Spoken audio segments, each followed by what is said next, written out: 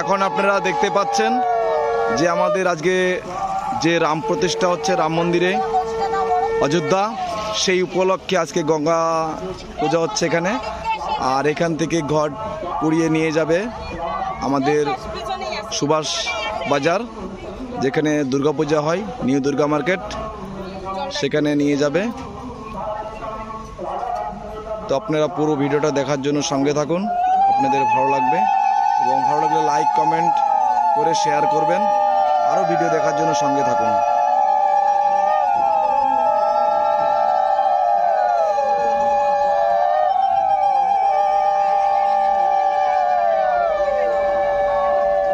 প্রচুর পরিমাণে মায়েরা এসছে,